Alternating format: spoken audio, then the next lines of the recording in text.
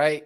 What is going on, everybody? Welcome back to another Serious Angler podcast powered by our friends over at X2 Power Batteries. As always, I'm your host, Bailey Egbert, and joined with me is the captain, Mr. Andy Full. What's going on, buddy? Oh, just living the dream, another day, I catching swear you say that smallmouth. every single show, every Hey, single one. gotta Living the dream. gotta have an opening line. I don't live that corporate life, so it's nice. Gotta have that opening line.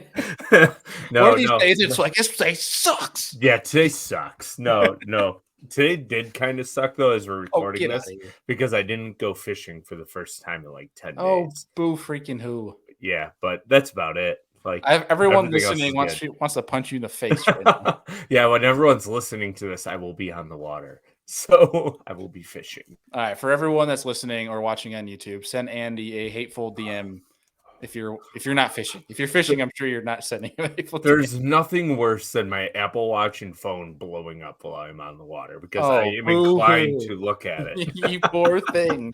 I can't wait to do that to your entire tournament on Saturday. I'm just going to turn my phone off. You can turn the alerts off on your watch. They are, but it's like as it comes up and like cast and bring my arm up and stuff, like I still see it. It sounds like you need to take your watch off while you fish a boat. It counts my calories so I can prove to Amanda that fishing is a real sport. Oh my gosh, you didn't just say that. The fact that you just said, I'm going to put you in podcast timeout here. Good So what's up grief. with you, man? Like, how's your Dude, week? just back grinding.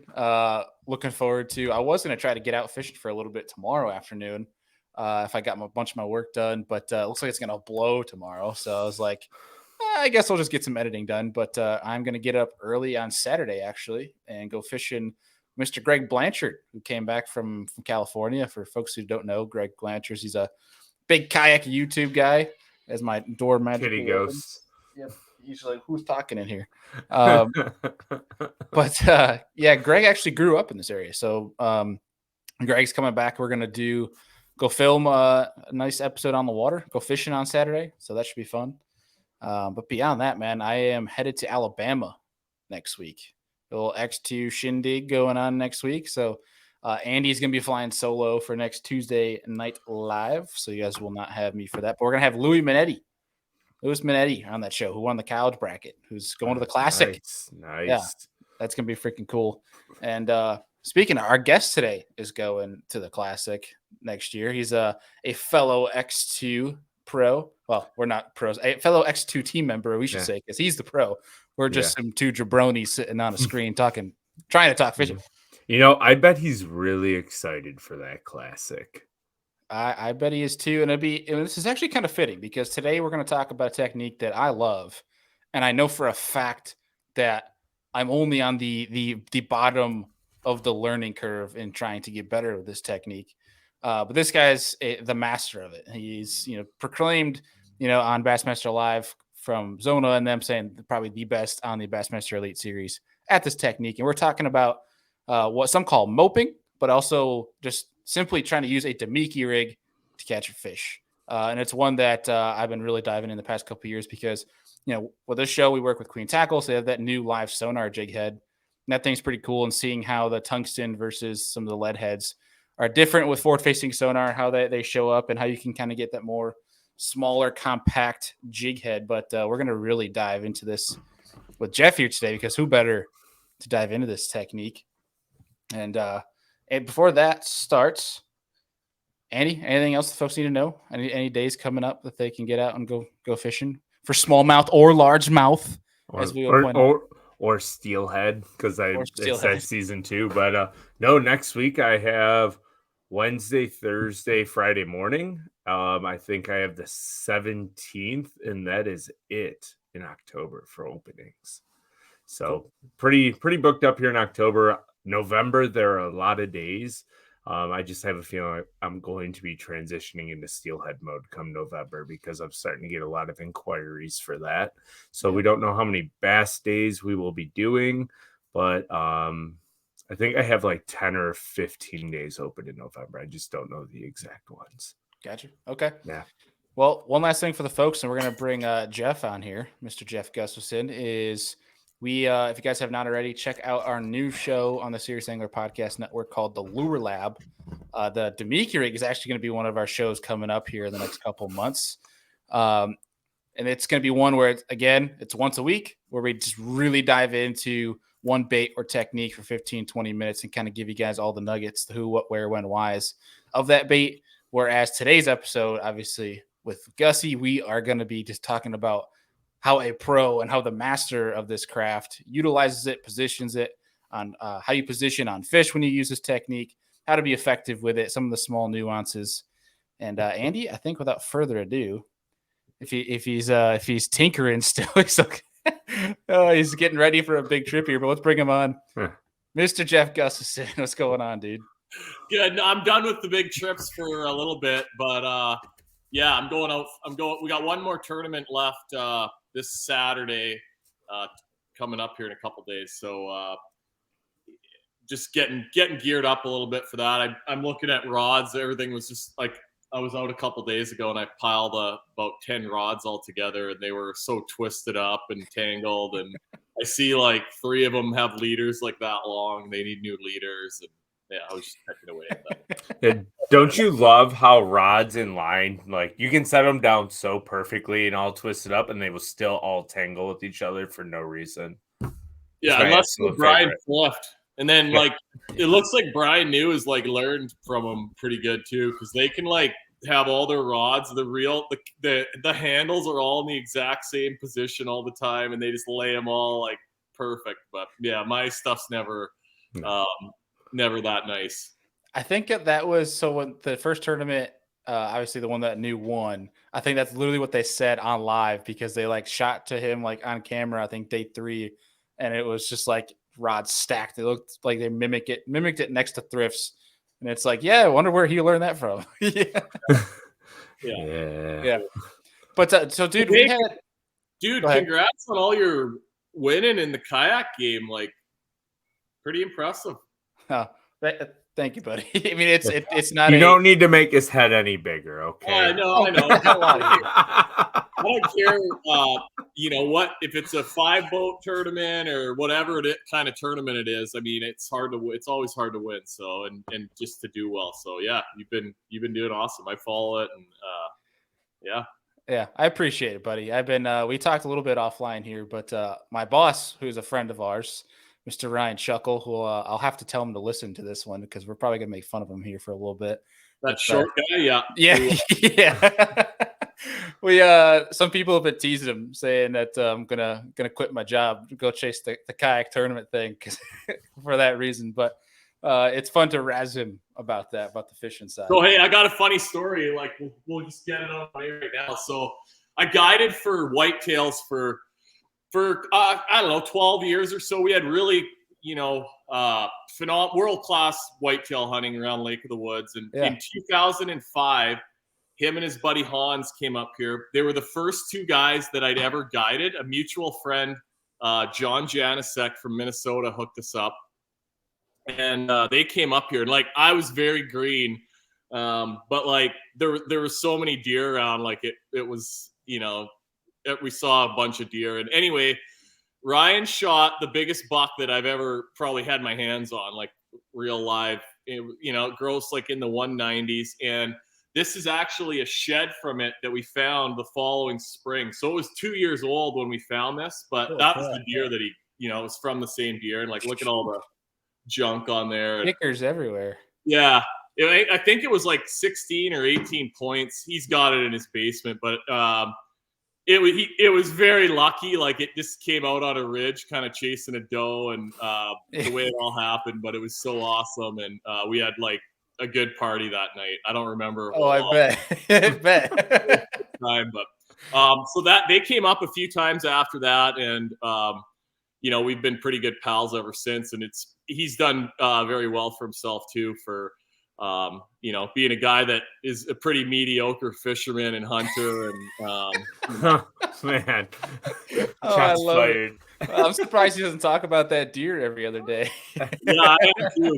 But no, it was a big one, and yeah, when we were talking about him earlier, I'm like, I just had this sitting in here, and I had to show everybody.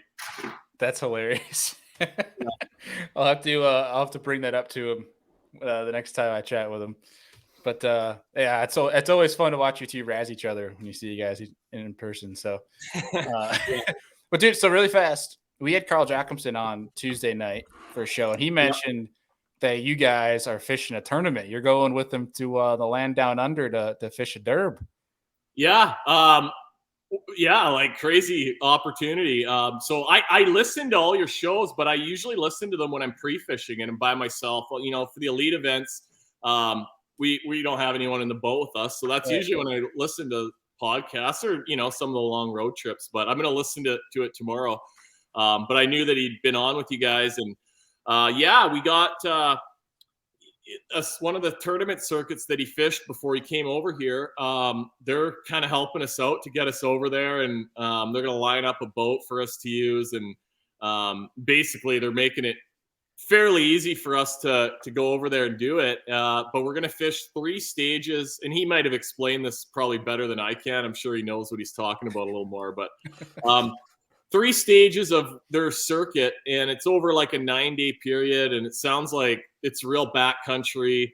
We're going to be, everyone kind of camps out together. So yeah, I'm super excited. It's going to be fun. We're catching barramundi. So they're kind of like, have some tendencies like bass. If you're fishing around standing timber, it looks like it's freshwater, but they get big, like 30 to 100 pounds, maybe even bigger. I don't know, but they're big. And like Carl just said, it's so fun, but they're like really hard to land. And I wonder if they'll eat a measure them in the boat, kind of like what they do with muskies, and then you can let it go. But yeah, I'm super excited. It'll be just like really cool to get the Australia experience with Carl. He's one of my best friends that I've made fishing, so we get along pretty good and always have fun together. So yeah, it's I'm fired up for it. My wife Shelby's coming too. So while we're doing that, Kayla and Shelby they've got a pretty sweet place to stay, it sounds like, and then Shelbs and I are gonna do another 10 days there or so of Touristville and Great Bear. So yeah, I'm excited. Yeah, are you gonna be the only one not from Australia in that tournament? Oh, I'm sure. I mean, probably. You're gonna come back to the States sound like Carl for next year in the tournament. Yeah, that's fine. Oh, that's the other thing too. I'm married, so I can't really but if I wasn't, I'd be like, all the girls like the way Carl talks. So. Yes. Take notes, boys. Go fish barramundi for a year. That's how we got Kayla, I think, was she liked his accent. So that's the only thing he had going for him, right? Yeah. That's funny. But yeah, no, I'm excited for it. We're gonna have a good time. Awesome. Heck yeah, dude. I'm excited to see some clips from that because he mentioned you guys will be filming a little bit, and that'll be pretty cool. I'll have one GoPro with me, and he'll have like 7 probably. Yeah. And you'll forget to turn yours on. Yeah. He'll cover it for me. That's right. Slide his hotels. Heck yeah. Well, looking forward to that, dude. And let's start getting into what we're going to talk about today. Some Damiki rigging, some moping, as people call it. I think one thing I want to talk about is a lot of people associate this technique with specifically just cold water or the winter, the colder months. Where I feel like, and I want to get your opinion here, is that this is one where you can catch them on it all times of the year. It doesn't have to be just cold weather. I think as long as fish are like kind of looking up and looking for bait fish, whether it's, up where I live, it's smelt and Cisco's, but whether it's shad, alewives, I mean, just about everywhere, bass eat minnows. And if they're doing that, I mean, obviously when they're up spawning up shallow, it's a open water, deeper water technique, but man, I mean, over the last year, by far, I put more fish in the boat on the Elite Series this year than on that bait, like, the jerk shad on a jig head, than anything else, like by far. Like, I almost don't even want to talk about all the places where I caught fish on it, but I mean, at the Classic, I didn't do awesome at the Classic. Caught lots of fish. Like I had a pretty good history at Hartwell. It just didn't didn't catch the big ones, but I caught. That's pretty much what I was doing there. Pickwick, I was catching them on ledge fishing, doing that. Like other guys were fishing some of these spots and like never couldn't get a bite, and like I was catching them pretty good. Lake Fork, I caught a few doing it. You're throwing it at Fork. Just standing timber, watching it go down on like a dude. It was it was like I was cracking them on it, and then like Lake Ontario, I caught some on it.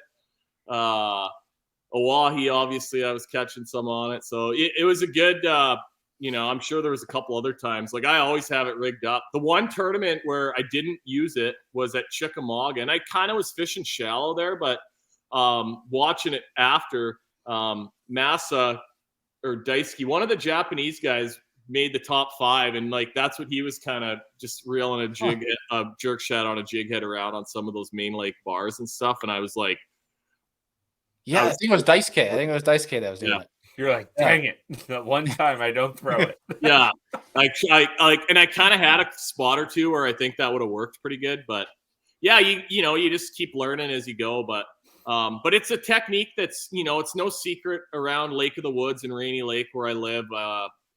It's been like 20, pushing 20 years since 03, 04 that it's been a pretty well-used technique in a lot of our tournaments from like, mid-July through the fall. And now, a lot of our smallmouths are deeper, setting up on their places where they're going to spend the winter, and they're eating minnows and bait. And it's, it's the way to catch them now. That's what sort of everyone's doing. So I have a pretty long background of using the technique and learned from some of the best guys that do it. There was Jim and Bill Linder from Minnesota. They won a tournament on Rainy Lake, a big tournament that we have, the Fort Francis Canadian Bass Championships, 2 years in a row, and that's kind of how they were catching them. And then they sort of spilled the beans on it on their Angling Edge show, and then as we went along, some of the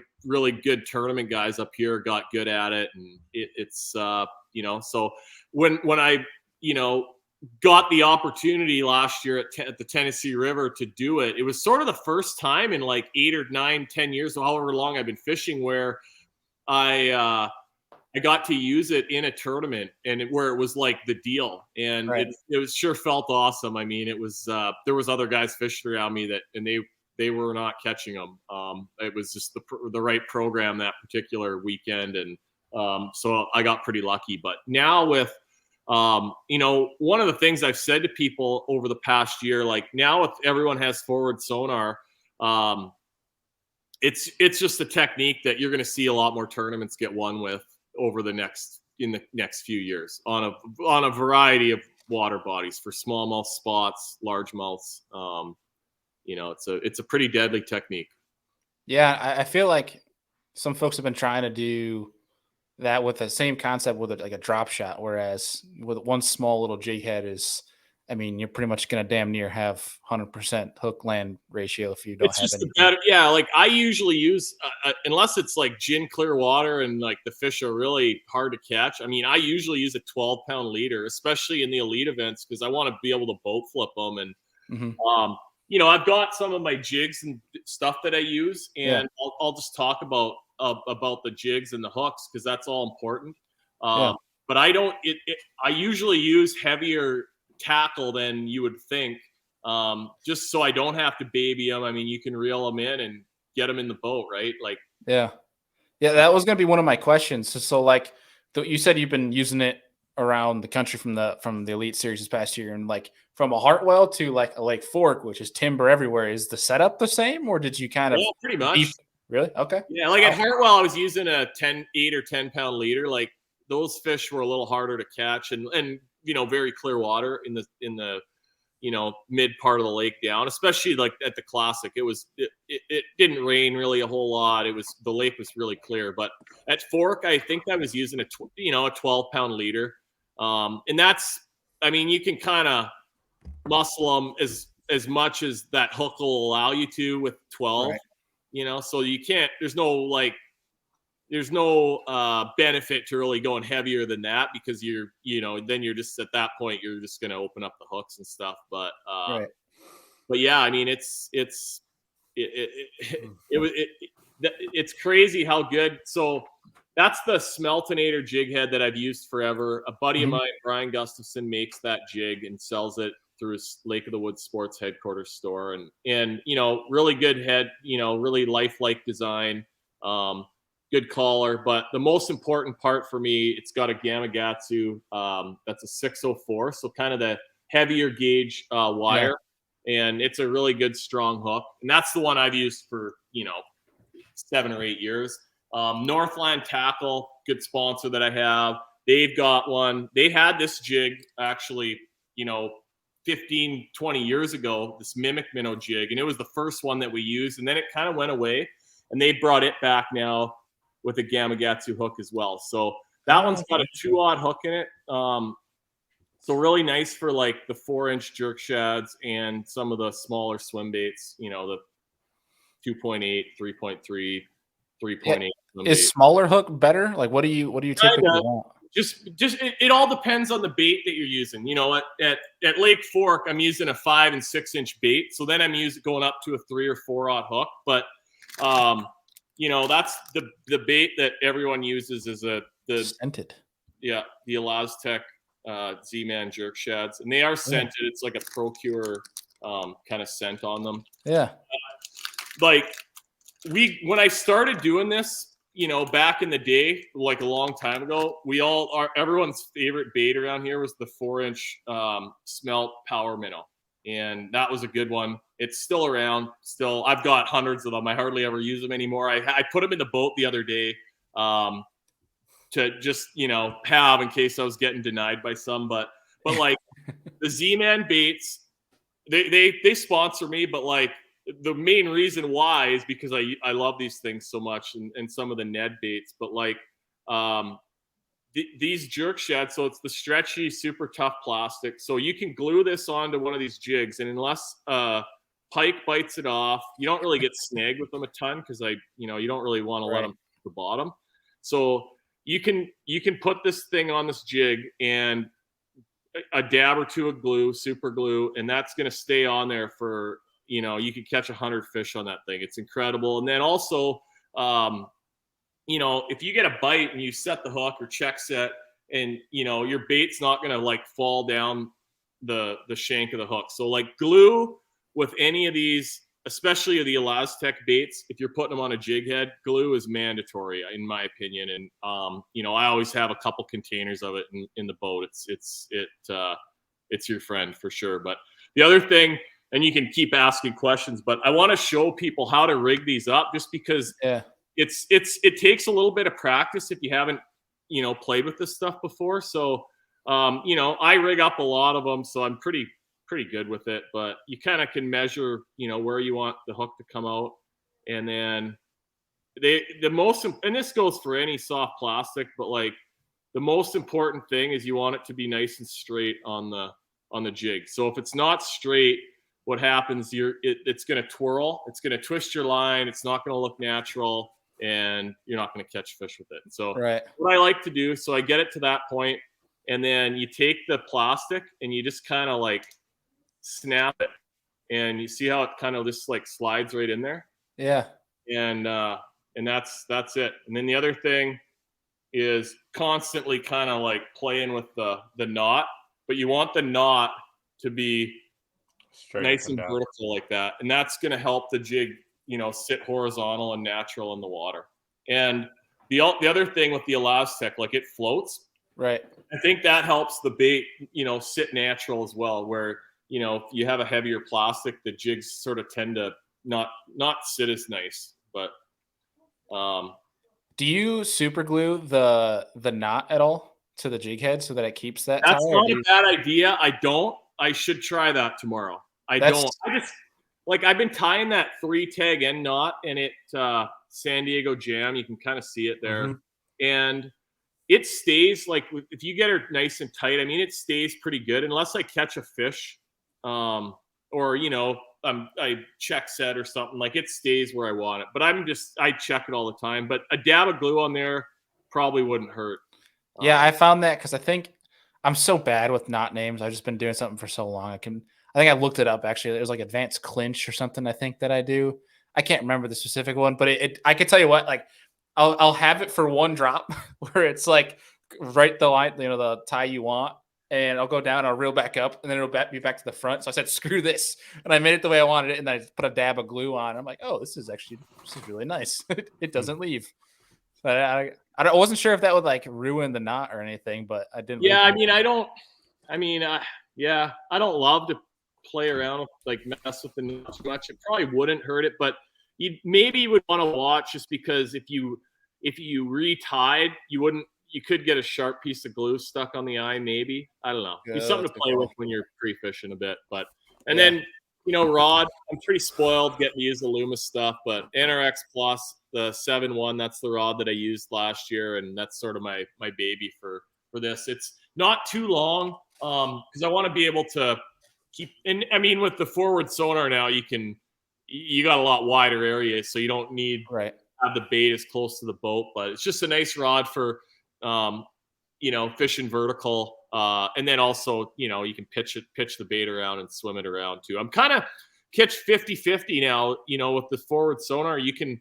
If I see them out there, I just cast it out and just reel it over their heads 2 or 3 feet above, and a lot of times they just shoot up and grab it, and then sometimes you got to kind of get on top of it and just hang that thing there. So Fighter's calling me. I haven't heard from him in a while. Surprise guest. I was like, oh, my ears. I was like, is that me? I was like, yeah, me too. I was like, because normally it's me. I was like, who's calling? Now it's connected to my computer, so it was ringing on here, but you're good. So it should you're good. If only there was a way to stream his call into here, that would have been hilarious. Get a little Fighter FaceTime going on. I mean, yeah, you never know what you're gonna get with him. Yeah, so it's really He's like, we should probably keep this PG. I bet you everybody listening that has an iPhone was looking at either their truck or their phone, thinking they had a phone. Oh, for sure, definitely got us all. So I just wanted to make sure everyone's awake for this. That's right. Yeah. Now, when it comes to rod, right?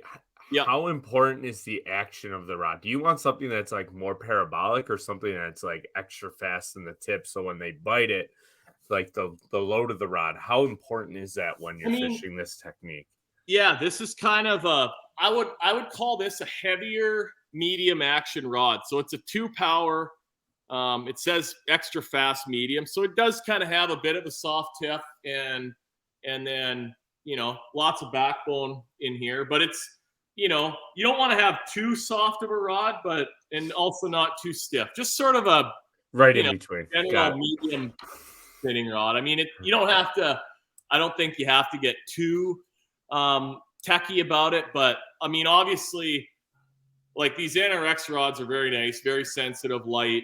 I can feel really soft bites really well with it. So I would say it's a technique where you might want to have a little bit of a nicer fishing rod than you would for throwing a top water around or something where you don't necessarily need that really, really high end sensitivity.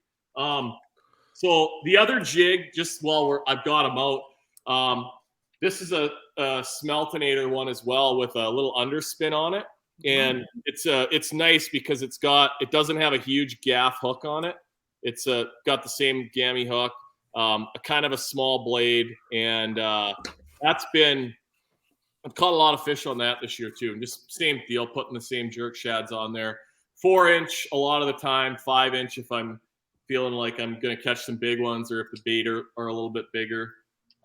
Some days, even smallmouths like the 5-inch one better. Some days the 4-inch one's better. I usually have a couple of different ones rigged up. And so you use the underspin for kind of the same deal? I'll use the underspin, not as much for like the true moping and hanging it under the boat, but for casting it. Kind of like tight lining it back to the boat, essentially? Yeah, exactly. Just for tight lining casting. Yeah. So okay. If I, want to cover off a flat a little bit, I'm looking for fish on the sonar. It's just a good bait to cast around. I think, a little more flash, a little bit more ability to to call fish from a maybe a little bit farther away. My feeling on it. Something different. Yeah, that's a juicy little nugget. Now, my question is with the underspin, do you like it when the water's ultra clear, or if it's kind of like a little dinge to it to maybe help attract the fish better? Yeah, probably a little dinge. And like our water's clear up here, but not like we don't have zebra mussels really anywhere. Yeah. So it's not like zebra mussel clear. That makes sense. Yeah. Is it like that tannic color, like that tannic clear? A lot of the lakes are, yeah. So it's kind of nice. It's really nice in that stuff for sure. That's why Canadians do so well in Florida, Andy. Yeah, yeah. It's kind of crazy. Like we have a couple lakes in New York that have like that tannic, mossy, brown, clear water, and it's just like, huh. Yeah, and they can see it from 100 feet away, but they can see in that water way better than you think they can. That like where I was telling you before we got rolling, I was throwing a flutter spoon around the other night, and I pitched the thing out, and it was like I could see a few fish on the bottom in like 27 feet, and that spoon wasn't like 8 feet down, and here they were just like skyrocketing up for it. Like they could see it from way farther away than I thought they would. That's one thing that has been pretty cool to learn is like we have one lake by us that can get pretty muddied up in the summer from either wind or just the fact that it's like 4 miles long and it has like 3,000 boats on it every day. Yeah. But like one thing it was cool with forward facing sonar learning is how well these fish can actually see. Cause like exactly what you just said is like that, that bait hit whatever depth range and they're already shooting up where it's 30 foot of water. And I'm like, dang, the water's pretty dirty. They don't know if they're going to eat. And as soon as it hits the water, they're already shooting up. And I was like, okay, never mind. I'm wrong. So yeah, it's kind of wild. Like forward facing, like people talk about it, but you're learning behavior of these fish. Whereas it's so fun. Like I didn't get to use it until last year, and like now after using it, like I don't know. I mean, you guys are around ice fishing country a little bit, but like for people down south that don't ice fish, this will mean nothing to you. But if you live up north and you ice fish, it would be like not having it would be like going ice fishing without a flasher or some sort of sonar. Like I would rather sit next to my buddy and watch him fish than fish if I don't have a flasher or some kind of sonar to watch my bait, see if there's fish down there. It's like it's almost like I can't believe I caught a fish out deep before. Yeah. I resonate with that 100%. I got it a month ago, and I'm like, I've already changed completely the way I fish out deep. It's wild. Yeah, it's crazy. It's more efficient. I mean, it's so much more. Yeah. So let me ask you that. So with this technique, I mean, you won the Tennessee River event with 2D, correct? Yeah. Are you still using 2D with this, or is forward kind of basically taking it over? What I've been doing on the front, like I've got all my hummingbirds connected, and what I'm doing on the front now, I run my back transducer like on the back of my boat. I'm on set up. Oh, I see where this is going. But I run my back transducer up at the front on one of my graphs up there, and it's surprising how many smallmouths will like just show up under the boat at the back, and like sneaky dog. Just fire something back there, and I'm hooked up. At Lake Oahe, they were really doing it a lot. And I don't know for anyone that was watching it, like I was stepping back into the center of the boat quite a bit, like dropping a bait back there, and that's why I was seeing fish behind the boat. Yeah, I remember vividly at one point you said, I didn't even see that fish up here, like because it was like right under the surface because it was like sitting. You said it was like sitting right behind the boat. Because I think you said when you'd hooked it, you said somebody's near you, and you said I never even saw that fish on electronics. And then you moved to the back of the boat, and you're like, oh, it's on 2D back here, or something along the lines of that. But yeah, I love that you said that. On my last boat, I had all the ranch units, and I always ran down imaging off the back of the boat. So it's like a poor man's 360 so I could see what was going on behind me. I can't tell you how many times I'd be like, oh, there's a smallmouth back there. And I'd throw my drop shot literally at the motor and hook one. Sure. Like, it's awesome. Yeah, it's great. I do that on my new boat too. I run my down imaging on the front. And like the smallmouths, like just their nature, they're pretty inquisitive and I think they peer your boat and know something's there and they come check it out. And then, I mean, I think sometimes they just like the shade too, like on like some days. It's weird. That's one thing that I've just always kind of prepared for fish. Like if I see a fish, it could be 5 feet down under, and 30 feet of water, wherever, it could be on the bottom. But like if a fish comes near my boat when I'm fishing, it's usually going to be a smallmouth. That's what's pretty cool. And I remember you saying that on live at Oahe as well, is that it's like these fish are so nomadic and they're just chasing all over the place, where it's like they don't see much cover in terms of shade. So they see this random pocket of shade. They're like, ooh, I'm going to go sit under that thing. Cool. Yeah. And just magically appear. I kind of figured out the last day of practice, like I could go park on a point or a hump. And like, if there was bass there, within 3 or 4 minutes of pulling up, they would be behind. I would be seeing them behind the boat, under the boat. And the first day of the tournament, I mean, I had the 5 I wanted in like an hour and a half in the morning. I mean, it just was like the dream start, and I thought I was going to win the tournament. And on day 2 and 3, they disappeared off a couple spots. They got really hard to catch on a couple. I couldn't catch them. It just got tough. And then, I kind of was like, well, I'll go find more. I'll find new spots. I'll just go find, you just got to find like 1 or 2 little packs of them, and I'll catch what I need to catch. And it got windy, and it was just hard to move around and fish new stuff. But it was a fun place to fish. I hope we get to go back there sometime. Yeah, it was, I don't want to go down this rabbit hole too long, because if we do, Oahe intrigues me, and I'll talk about it for 3 hours. But it was interesting how the day one, how everyone that was doing well was basically doing the same thing, in terms of dropping a Demiki right below them. Where on like the last day, like the end of day 3 to the last day, it seemed like everyone was throwing a Carolina rig that did well. Yeah. Like Tyler Rivette was sitting on his butt on the front deck, not doing anything, just holding his rod like a flag. Just waiting for. I thought that was really intriguing, because I didn't see. I haven't talked to too many people, and maybe you'll know, but like I looked at weather, I looked at pressure and stuff. I didn't see any like big change from there. Maybe it was a pressure thing. I think it just they were very, very easy to catch if they hadn't been messed with a lot. And once they got some pressure, they got really hard to catch fast. And I mean, I've seen that before, but I didn't think it would happen there that quick. Like, but I pretty much like didn't really have. I don't think many guys had places where they had them to themselves. I mean, these guys find everything, and they're it was hard to find like little sneaky spots there. Like all the fish seem to just be on the obvious, like big pieces of structure. And, that made it a little more challenging. If we go back there, I'd love to get to go there and do a little scouting around first, just to, try to find a little bit of rock and just try to figure out some different ways maybe to catch some fish. Yeah. So one of my questions, getting back to, the Damiki rig, is when you're seeing fish set up, obviously this bait is effective when they're feeding up, as you mentioned earlier in the episode. Mm-hmm. And there might be some techniques like rolling a single swimmer or something along those lines. So, I mean, in non-tournament situations, you could throw an A rig where that might be effective. But when do you really know that this bait will be effective over anything else? Like for me, it's like an automatic part of my arsenal everywhere now. So I just like, if I have any, and I like to fish offshore. Like that's more, if I got a bank beat, I'm probably going to get my butt whipped a little more likely than if I can go fish offshore.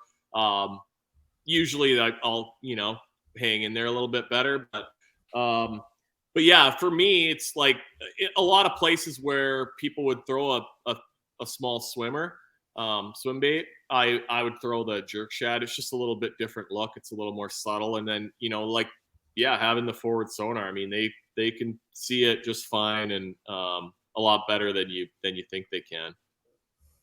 Yeah, it's intriguing. But I mean, when it's a confidence, I mean, how many times do these fish? I mean, especially you're saying down south like Fork. I mean, I bet you they probably see that and like, oh, crappie fishermen, but then they're like, they eat it. But how many crappie fishermen catch the biggest bass in the lake and you don't even hear about it? It's very true. Yeah. So, and like Andrew, I promise you, dude, if you like rig one up and swim it over some fish on Lake Erie, 100% they will hammer. They will you'll be surprised. You'd be I actually have one tied on with a baby Z2 right now. Yeah, I don't have any of the jerk shads, but I have one. Yeah, don't use the baby one. Okay, I gotta get some bigger ones, I guess. Yeah, he's like, Mama didn't raise no bitch. Put on a 5. Yeah, because all my bait fish right now are about this big. So when they're swimming around, that's why I was like, oh, baby Z2. Dude, yeah, just I don't even want to talk about. I trust you. I trust you. All right, we won't go much further. Yeah. Now here's a question I do have though: is like when you're idling and you're graphing, you're practicing in a tournament, and you're like, I want to throw this. There's got to be a certain way these fish set up on like when you're on your imaging for you to know that they're going to eat it, right? Like, correct?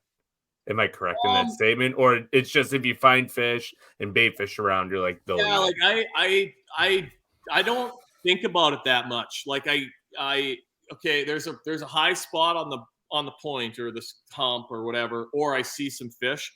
That thing's going out, and I'm gonna just reel it over them like 2 or 3, 4 feet above them. And if they don't shoot, I know they're gonna see it. If they don't just shoot up and smoke it, then they don't like it. Maybe then the next move is the drop shot or go get on top of them and try hanging it. That's kind of my but like it's not very often any of the 3 species of bass, if they're kind of out deep and they're kind of like wanting to look up, they will react to that thing when you swim it over their head. Yeah. That's intriguing. So when you're saying that, I think for a lot of folks that might start trying this for the first few times, they might be used to drop shotting where they're sitting there like this. You know, I mean, can we talk about cadence for this? Like it's probably it's no action. Yeah, like whether you're swimming it or you're on top of the fish, like the hardest part for people when they get in the boat, you're just like this. You're just literally like, So it's against everything that every bait tells you to do. So that's what you're saying. Kind of like, like with a drop shot, like you kind of want to be doing this all the time, but like the stiller you hold your rod, usually the more bites you get. Mm-hmm. That's when you're hanging it, like that's where it's really important. I mean, anyone can go back and watch like footage from that Tennessee River event last year. It's, and I sometimes like move the bait up if one's like looking at it, just play keep away a bit. But like I'm not sitting there doing this at all. Mm-hmm. It's just like hold the bait still, and that's the triggering part of it. Yeah. It's funny with walleyes, they sometimes like that, like hanging stuff, but like not as much. Like they'll come up to it and go down and chase it around and whatever. But like if you let it to the bottom and start snap jigging it off the bottom, the walleyes will just destroy it. Like every walleye will hammer it. And the bass don't really love that. Like you get the odd one, but they don't really love that. It's just kind of weird. Yeah. Walleye are stupid. Just throw lead weights now, boys. That's all you need. We're going down this. No. Jesus. No. Oh, man. All right, that was my one comment. Then we can move on. I'm glad they caught him. Yeah, me too. So let's go ahead, Andy. I was just gonna say one more thing on it. It's funny, one of my friends on the Canadian side of the border over here, I ran into him on the lake, and that's the first thing he brought up to me. He goes, "You got some cheaters down in Cleveland." I go, "Yeah." He goes, "It's bad when the Canadian news is picking it up." And I was just like, "Oh, geez." Yeah. He's like, "We never cover anything fishery related up here, and they're picking it up. It's a huge story." And it was funny because like I'm getting people that like don't fish at all. Yes. Yeah. And are like texting me like they're in on the secret and like I don't know. It's just kind of weird. Like I don't know if they're chirping me a bit or just like So I really I just wanted to just like make one funny comment, but I don't want to go on this rabbit hole. But I think this is an important thing to say about it because I got a lot of texts the same deal of like people from college and stuff that knew I used to fish that like to just. They were the people that would tease me, like when Luke Bryan came out with his stupid song of hunting, fishing, loving every day crap. Yeah. It's probably your favorite song, right? The same kind of people that texted me that like, oh, were you at this tournament? Something stupid just because you fish. And personally, I think this is good for the sport in terms of we're cracking down on the cheating. But I think that's like as us as an internal group of competitive anglers. But I think this is really bad from us for the sport in the sense of all these major outlets. You're seeing it on TMZ and CNN and all these major news outlets. They never cover fishing, but when they do, it's negative, and I think that's really bad for the sport. Yeah, it really sucks. Yeah. So screw those dudes. But that's all I have to say on it. Yeah. We can start talking about fishing again. I would say the only thing too is we should be talking about the guys who actually won the tournament as opposed to giving all the limelight to the guys who cheated. So agreed. We should get those guys in the show, Andy. We should. We're not a walleye show, but we should get them on. Just talk. Talk smallmouth fishing. Yeah. We know you want walleye, but talk smallmouth. If you watch that video, like, I don't know what better deterrent there is for people if you ever think about doing that, something like that.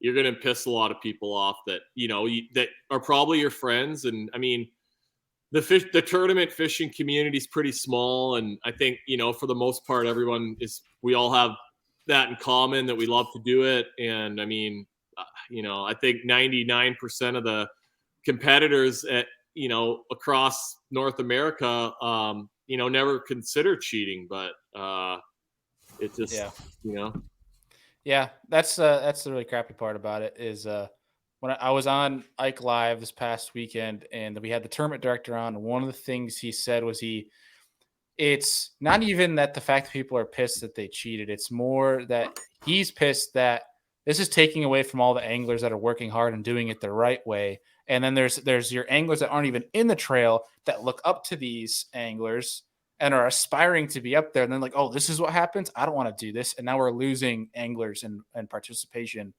which sucks in the long run. But yeah, there's so many facets to the whole thing, but we can end rant there. Because otherwise I'll keep going. And news is news. News will always tell you bad news. So there's nothing really ever good that comes out of the news. No, it's like 2 years ago. Yeah, we don't. The news channel comes on in our house, then I'll be making my own dinner because we don't even watch it anymore, and so agreed. I don't even have cable. I buy the specific streaming service so I can watch football and hockey, and that's it. Yeah. That's all I do. I will end this discussion with. Our good buddy, Mr. Alex Rudd, made a great video highlighting that only the anglers that won this thing. I'll put that link down below so that there's some good that can come out of this whole situation, but highly encourage you guys to go watch that. So getting back to this conversation, one of the questions I'm really curious about. So you talk about, bait color and different things, which is with water clarity. How important is the color of your jig head? So like you can see on the wall here, I carry a bunch of Z-Man stuff. The Z2 is actually Z-Man makes. Use them a little bit. Right. But like, basically, I'm gonna like try to match the bait up to the jig head, and like often I'm using smelt or shiner. So like a white color, like a white powder coated head with like some eyeballs on it. Yeah. So usually it's going to be sort of that. That's the one that I used in Knoxville. Purple on the top. A little bit of purple. And, there's some with like more of a gold, white belly, but that goes nice with like the Arkansas shad kind of shiner, Z-Man's shiner, and then that's the Northland Mimic one, and it's got a little bit of orange below the head, just a little bit of color. Does that play a factor at all? Like, is that any modification you do? I don't know. I don't know. I'm not like that big of a color guy. Like, generally, if that's what they're wanting to eat, I don't know that it matters that much, but it's just it is something a little bit different. And I mean, there's times when that does matter, and it's a big deal. But for the most part, I'll rig up 2 or 3 different colors, and that's the smoky shad that I had rigged up. That's the smelt one, so it's got a little more gray. That goes nice with that purple head. That's kind of a blue pearl Z2. So like some of the tannic, darker water, like that's a really bright white one. This one's Slam Shady, so it's like I love that name. It's like a sexy shed almost. Kinda, yeah. It's got a little bit of silver flake in there, but it's kind of a like a duller white. Z-Man's killing the names for colors. Yeah. There's some chartreuse. Like I have caught fish. I've used those. I don't use them much. I mean, I stick to pretty much the natural colors, but yeah, I mean, it's just like the perfect profile though for a lot of these bait fish, and you're putting something pretty natural down there. Yeah. So like you mentioned too, playing cat and mouse with some of these fish, where you might rise it up a little bit. Is that kind of similar to like when you're ice fishing, you're slowly raising as the mark comes up? Same thing. Okay. And I think like I just have hours and days of ice fishing, staring at a flasher. And a lot of that is just like, come on, tricking them to bite and, doing whatever move you got to do to make them bite. But same deal. Yeah. And that's just, electronics are your friend for this, obviously. Or, if you're in a team tournament, if you have the patience to stand on the back of the boat and just hang one of these baits off the back, I mean, it'll surprise you how many fish you'll catch. All over the place. It really will. Is there any instance where you're trying to drop this bait below the fish to make him chase it down or anything? You're just always keeping him above? Not really. Like a lot of times I find with smallmouths, if you drop that bait to the bottom and then set it where you want it, they see that thing go to the bottom, they like know something's up. Like that's like one of my superstitions, kind of like I never want to let my bait touch the bottom. I always try to keep it above the fish. So, like even if I let it down, like if I fire it out there and I lose sight of it on my screen, I'll get like when I'm doing it a lot, I kind of know, you get a feel for where it is in the water column, but like I'll stop it to make sure. It's better if it's high than down. Yeah, because you can let more line out to slowly get it down to the fish. And the other thing is like, I see people that want to like let the bait go right to the fish, like just like, okay, the fish is here and their bait, they want to put the bait like right next to it. But keep that bait up above them. Make them work for it. Because they're looking up a lot of the time too, right? Bites a little bit. Yeah. That's so. It's making sense. Why? Because out like dead summer, August, like these fish were being pretty tough. They weren't chewing up shallow, and I was like, I'm gonna go try something different because it was a fun fishing day. So I put on the Damiki rig, and I noticed that when I'd go to the bottom and then I'd raise it up to where I wanted it, I wouldn't get bit. But if I dropped it straight down and I controlled where it went as it went down, that's when I would get bit. And I thought that's super intriguing. But then spotted bass, like they love stuff to go falling past them, and if they fall to the bottom, it's a dead bass usually. So you kind of got to let them, let the fish tell you. But with smallmouths, generally, I always want the bait above the fish, like number one rule. Cool. And you got anything left for Jeff on Damiki Rigging? No, I want to go tie one on and tie another one on and try to catch one on it tomorrow in my practice. Yeah, put a 5-inch bait on, like the fish should land to the giants. I think I only have like 5-inch flukes in my boat at the moment. That's fine. So. I mean, if they're on it, I mean, but the jerk shads are hard to beat. The only other thing, I mean, line, just pretty standard spinning gear, braid, fluoro leader. And that's it. I'm just standard Power Pro is my favorite. Regular old school Power Pro, Seaguar Tatsu leader, and 10-pound generally. But if I can get away with 12, then I will. Was that like 10, 15-pound braid? Yeah, 10-pound braid. 10-pound braid. Cool. Yeah, love it. Did you pretty excited for the Classic? Yeah, absolutely. I mean, I'm sure my little honey hole got blasted. It's gone. Yeah, but at least you kind of know it exists there, and the fish like the bait, and I get to go there and not have to mess around with bank beating. I'm gonna try and figure out where these smallmouths have gone, and it's a month later than like when we were there. It was at the end of February, so it's 3 or 4 weeks later than when we were there. True. So it's it's a little bit later. The fish will be starting to sort of bust the move. I don't think we're going to be like fishing for spawners yet or anything, but it'll be getting closer to that.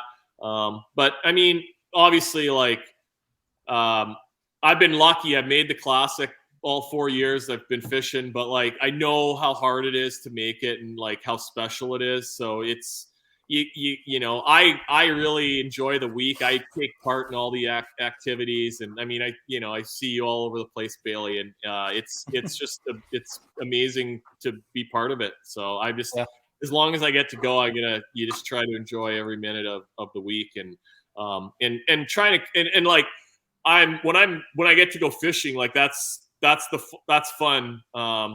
That's awesome to get away from everything and like actually get out on the water and be by yourself and in that. But so yeah, when I'm out on the water, I'll have the killer on and try to figure out how to win that thing. My Forestwood Cup and Classic appearances I have not had a good one yet. So fingers crossed. Yeah, it's gonna happen one of these times. So it would be a great place to do it.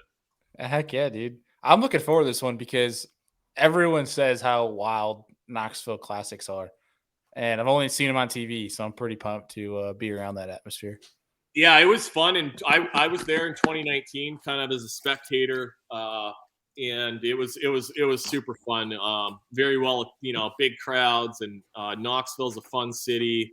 Lots of cool restaurants and just stuff to do downtown, and it'll be nice for fishing. Like the last few times we've had like an hour and a half drive to the lake from the wherever we're from the city, and it's going to be nice this time. Like literally, like the way in, the launch, everything's just like right there. So it'll make it a little less like taxing on everybody for sure. Yeah, the fish, it'll make it better for everybody. Heck yeah, dude! I'm looking forward to seeing you there. One last question for just because I'm just curious, because you see boats change and everything like that. Are you going to be running X2 lithiums next year, or are you going to be? I got mine in June, and first time with lithium batteries, and awesome. You got an interesting layout on your boat though, too, right? Like you like for me, it actually was very, very helpful and beneficial because the layout in this boat that I have, it's a Lund 2075 Pro V Bass. The batteries are up front, aren't they? The batteries are under the rod locker in the middle up front. So it's nice that they're out of the way. But when I had the big dogs in there, it's a lot of weight up there. So you could feel it when you're driving. And then, once I put those in, like the boat just runs a little better, a little bit faster, and just drier, it gets up and sits up a lot better. So I was happy from that regard. And then, I haven't had an issue killing them. They're charged in 3, 4, 5 hours every night. And, I mean, when I go, most of the time when I go, it's 12+ hour days. Like now we don't even have 12 hours of light anymore, way up north here. It's sad, but yeah, I've been a couple years of using the X2 stuff, and I've been like super happy, feel lucky to be, using them. And it's been pretty impressive, like how like they're getting around and how many people have them and are using them. And it's a super fun team. If like, it's funny because like if you like say you promote something on social media or talk about something, and obviously like anyone that has sponsors, you try to throw some strokes out however you can. Right. And for me, like, if I don't put anything on there that like is shoddy, because people just blast you, it's not worth it. If stuff sucks. So, I like 10 years ago, I like got this. It was an expensive rain suit, and not a Sims one, an expensive rain suit. I got, these guys are kind of helping me out, and I start, blah, blah, blah, this rain suit. Well, it wasn't very good, and I got like dozens of nasty messages from people. Like, I bought this rain suit, and the first day I wore it, it rained, and I got soaked, and it sucks. And so, like, you can't Yeah, if stuff's not good, you can't, and I'm like a regular guy, so I know like how much everything costs, and it's and how precious our time is when you get to go fishing, and you want to, you certainly don't want to be like fighting with gear or equipment. So, Right. but the batteries have been really good. I've been happy with them, and hopefully they keep cranking them out. Yeah. Yeah, I've always been intrigued about like the layout and everything of boats. I was talking with Carl last year, and one thing I was super intrigued by was he said that he switched from a different brand lithium when he signed at X2 and went all AGM. His boat got faster, and I was like, "Huh." And he's like, "Yeah, it's layout, like where you distribute your weight. Where so many people think you just switch to lithium and automatically get faster. Yeah, they're lighter. So in certain cases, if you distribute your weight right, you will."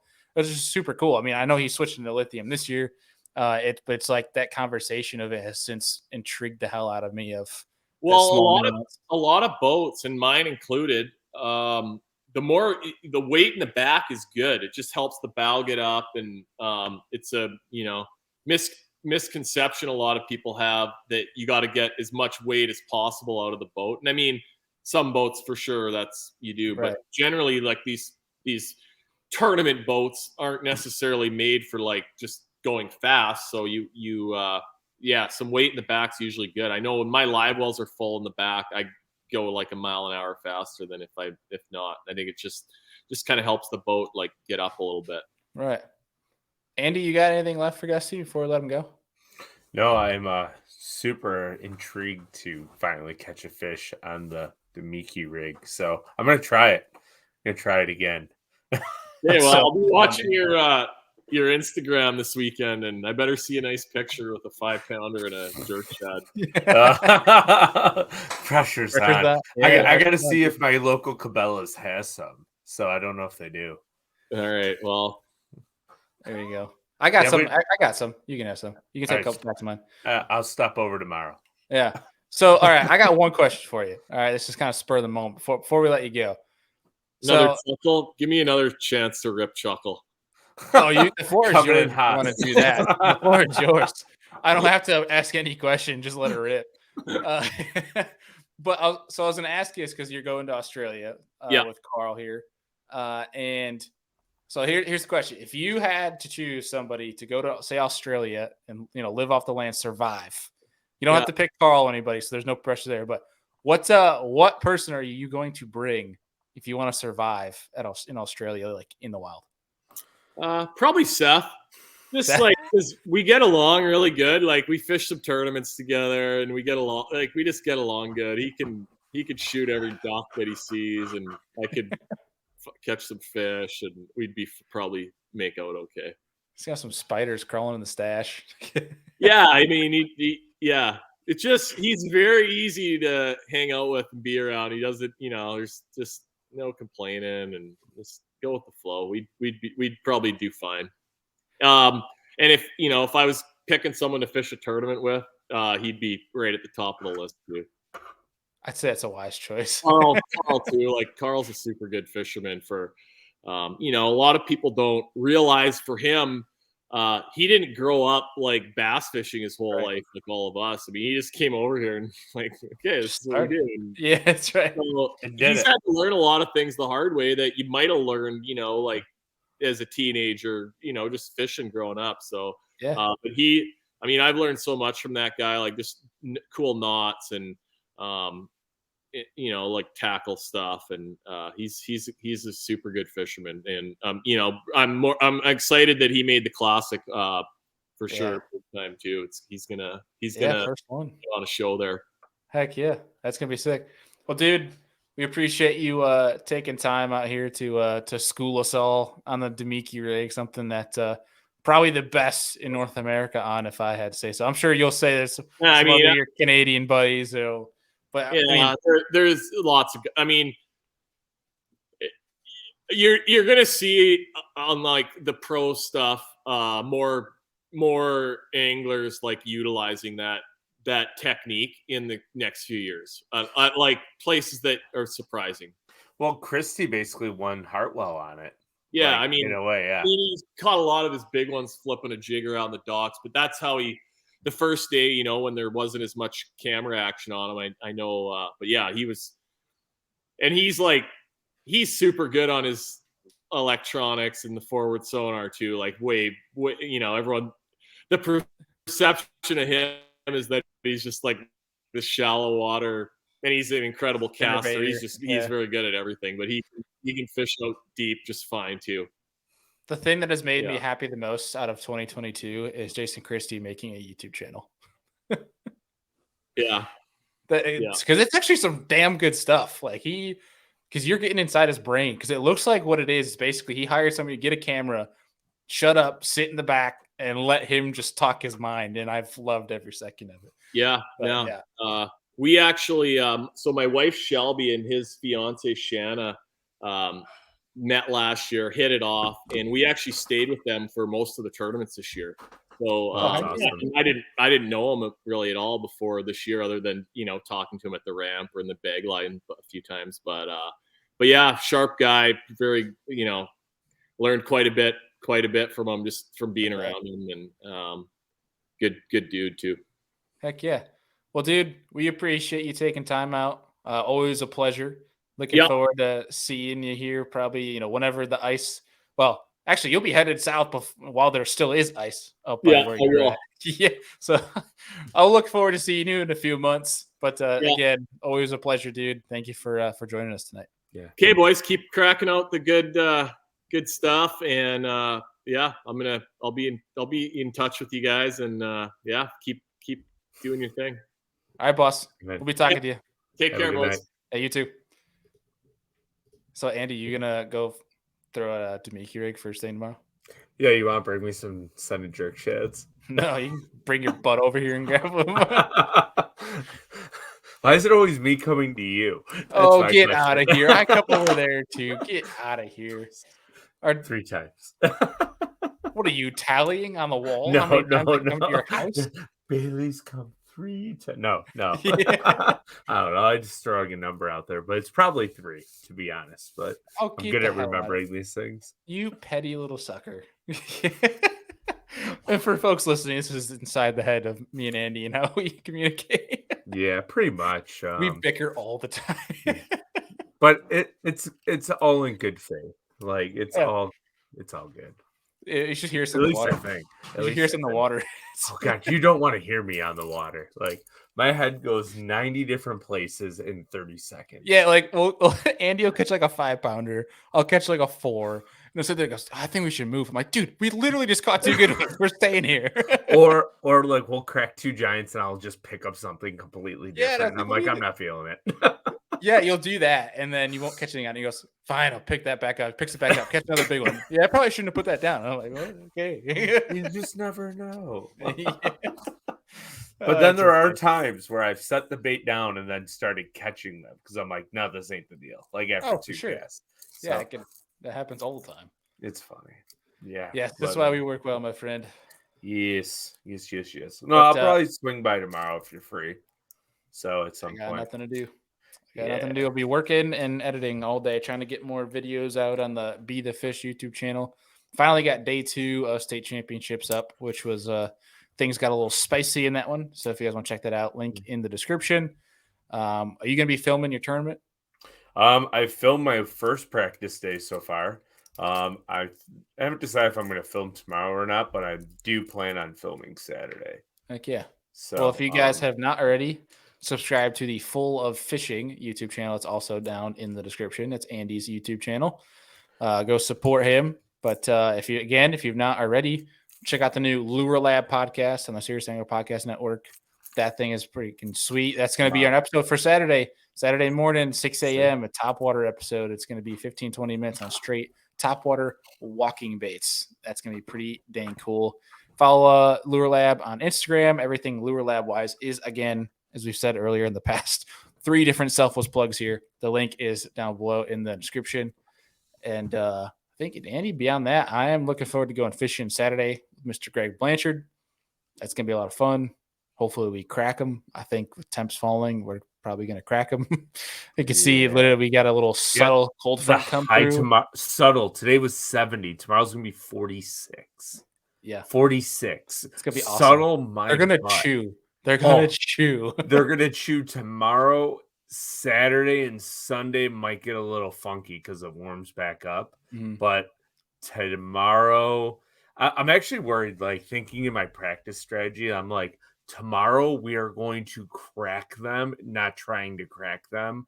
And then Sunday, because the weather's going to change just slightly, it could make it a little funky. Just catch one. That's all you need to do. Catch one. Take the no, that's what I mean. Like we're going to pull into an area, make a cast, catch a 4.5, and be like, son of a bitch. Like, dude, there's so many fish. Oh, I know. One of them is not going to hurt anything. Oh, I'm not that worried about that. I'm just worried about getting like sucked into a specific like structure pattern on the river because you know how to fish free. Yeah, I know. It's just you're overthinking. You're overthinking everything. Yeah, you're one of the best, if not the best, out there. You're on it every single day. You know how you have the time to run the stuff you want to run. Go run it. See what they're looking like. Look at the conditions. Look what's going to happen on Saturday. You'll be fine. If you run to one or two areas that aren't providing, you know how to adjust. Yeah. You've done it before. You'll be fine, dude. Just don't think. That's the thing for you. When you think, you suck. So stop thinking. I just need to react. Yeah, I know. Yeah, let the fish tell you. Just talk to the fish, my friend. You do good when I don't know if you ever noticed this. When you start talking to the fish, you mumble, and that's when you start catching them. I've noticed this about you. Yeah, I'm always talking to the fish. Yeah, that's a good thing. Like, you son of a bitch. Just maybe not that, but just eat it. You'll be fine. I got faith. I think you guys will do pretty well. Yeah, I'm very excited about it, and like some of the names fishing this tournament, which is really cool, is like Bob Izumi, Paul Castellano, Gaspar, I can't remember his last name. Like there are some absolute Canadian. Oh, Simon Frost. I can't forget Simon Frost's name. You probably know them from like Dave Mercer's Facts of Fishing. Like these are the type of anglers we're fishing against. The best of the best in this region of Ontario usually come down and fish this. So it's gonna be fun. There's only 5 American teams and 95 Canadian. So it's really hard. There's like a 3-year wait list to get in, and somehow we got in like 5 years ago. So it's pretty sweet. Heck yeah, that'll be pretty sweet, man. I'm looking forward to seeing how you guys do. That fingers crossed we come out with a top 10 in the paycheck. So that's what we're hoping for. That'll be good. Yes. Well, folks, we appreciate you all.